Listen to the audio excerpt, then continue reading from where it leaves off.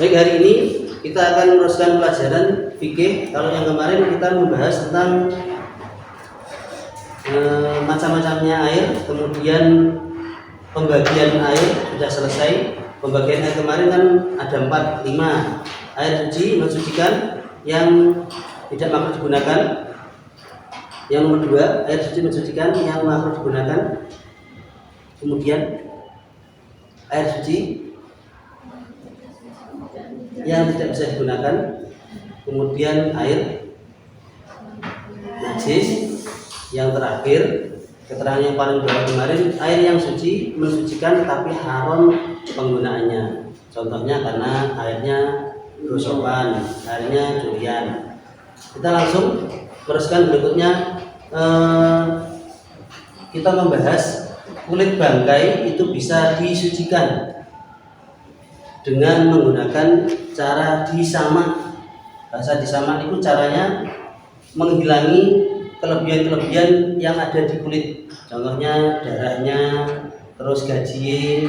Nah, maksudnya gini, ketika contohnya kita punya kucing kesayangan, ataupun yang bisa dimakan dagingnya. Kalau ayam mungkin kulitnya terlalu tipis. Anak kambing yang mini untuk itu ternyata mati tanpa ada penyembelihan, maksudnya mati asli. Itu bisa disucikan kulitnya saja, diambil, terus caranya dikuliti, terus dihilangi dagingnya, terus dihilangi darahnya dengan cara disamak. Cara menyamaknya tadi menggunakan sesuatu yang kalau bahasa Arabnya kirrifen itu yang bisa menghilangi, bisa mengeringkan dan tidak membuat busuk. Bahkan kadar hamamin, seperti contohnya kotoran burung dara, itu diteliti oleh Imam Syafi'i, rasanya sepet. Pokoknya sesuatu yang sepet itu bisa membuat kulitnya itu kering secara sempurna, yang sehingga kulitnya tadi menjadi suci, hanya suci, bukan halal ya. Tidak lagi. Ilal jilda, kecuali kulitnya anjing, meskipun anjingnya kecil, lucu, nyunyu, terus mati iman-iman, terus dikeraskan pakai air keras, contohnya diambil kulitnya, dia belum kaget. Ataupun juga babi, jadi anjing, babi itu juga tetap tidak bisa disucikan. Ataupun anak dari keduanya, anaknya kambing, anaknya babi. Kalau semuanya kan anaknya ataupun induknya itu juga semuanya kalau enggak halal pasti najis. Ataupun ada hewan najis, hewan yang tidak najis tapi disilang dengan hewan najis. Contohnya kalau dibayangkan kan film Sandesip ya, kan ada kambing tapi kan ada anjing satu. Anjingnya kan laki-laki. Kalau ternyata terjadi persilangan, akhirnya anaknya bagaimana? Anaknya tetap najis, betul ya. Meskipun contohnya sampai anak-anaknya pun, meskipun disilang dengan hewan yang suci, maka kulitnya tetap najis, tidak bisa disucikan. Terus al-maitah, bangkai keseluruhannya hukumnya najis, meskipun tulangnya najis, bulunya itu juga najis. Nah, yang perlu diperhatikan, contohnya kita punya peliharaan kucing. Siapa yang suka kucing? Ya, hampir semuanya kucing. Semuanya suka kucing. Selain dilihat dari kesehatan, berarti kalau mbak-mbaknya itu juga harus ada proteknya gitu. Kalau kucing senang teman-teman itu saya bisa lihat lebih paham sampean di kesehatan. Kalau saya sama kucing tidak sombongan tapi membuat pegel. Kadang kalau yang punya pernapasan dikhawatirkan ispa dan yang lainnya. Dan itu bulunya, kalau yang tadi kan masalah kesehatan. Kalau yang ini bulunya, ketika sampean bulu kucing ini terlepas dari brodol, Brodolan itu hukumnya najis.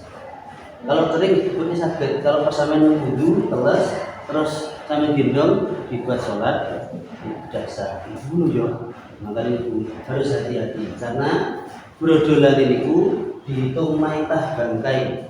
Jadi potongan hewan yang lainnya kita adami kecuali potongannya ataupun jenazahnya seseorang itu semuanya dihukumi najis.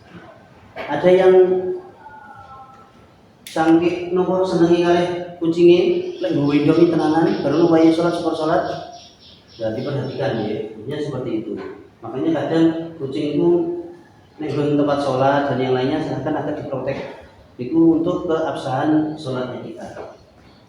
Itu tentang bangkai yang bisa disucikan dengan cara bagaimana yang bisa diambil dan disucikan hanya kulitnya saja dan juga caranya ataupun keterangan bangkai semuanya najis bahkan mulai dari tulangnya dan juga bulunya. Dari ini ada yang ditanyakan?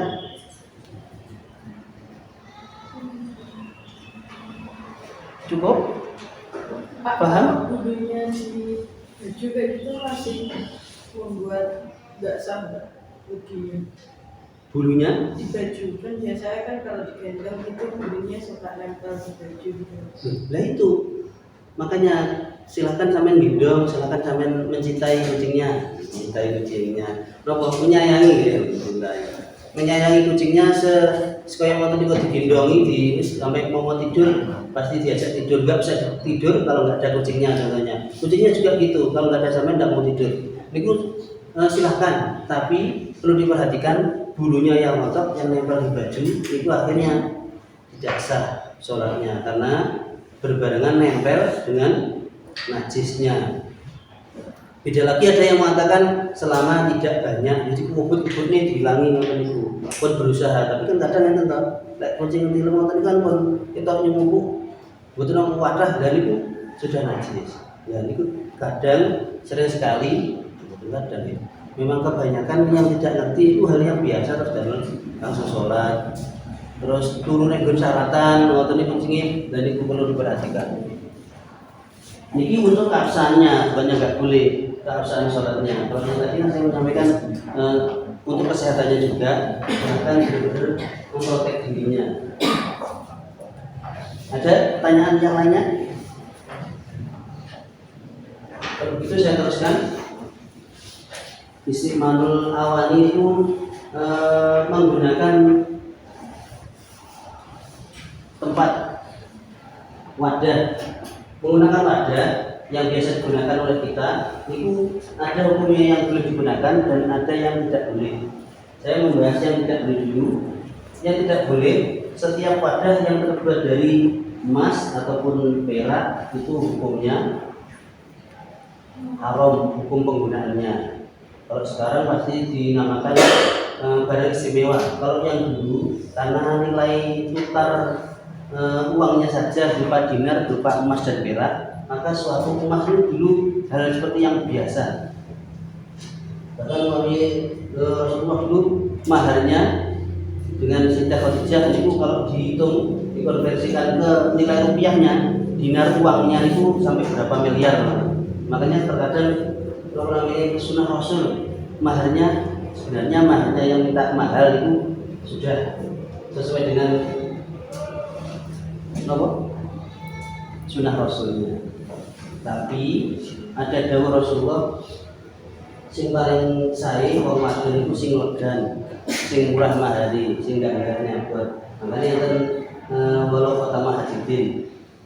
Karena ceritanya Sayyidina Ali itu mau meminang istrinya Sayyidina Ali, Sayyidah Fatimah dari Rasulullah. Ini betul gadah nopo-nopo. Dia sampai lagi mahar nopo, betul gadah nopo-nopo aja Nabi. Sahabat yang paling gak duit, ya namun Sayyidina Ali. Menurut didawi, walau pertama hati jadi kita masing-masing dipenuhi dari Ali. Dan itu mahar nabi. Dan itu ya tidak boleh digunakan tempatnya emas ataupun perak dan juga tidak boleh menggunakan perhiasan yang nilainya sangat besar sekali, ataupun ini dobah itu contohnya ada wadah terus lubang, wadah besi lubangnya ditempel pakai emas, itu tidak boleh, hukumnya haram. Ini perak. Yang boleh selain dari itu, selain contohnya berlian, permata itu boleh. Yang dilihat karena ada partikel-partikel zatnya yang tidak diperbolehkan, emas dan perak. Mungkin bikinnya belum terlalu menarik, tapi saya sesuaikan dengan pelajaran urutannya biar tidak meninggalkan setiap pelajaran dibikinnya di PowerPoint. Saya ngambilnya di kita PowerPoint. Ada yang ditanyakan dari pelajaran bikin yang sudah saya sampaikan? Cukup? Jadi yang sudah saya sampaikan sewaktu-waktu ditanyakan kembali, bisa nggak? Bisa cukupkan untuk pelajarannya bikin hari ini. Terima kasih.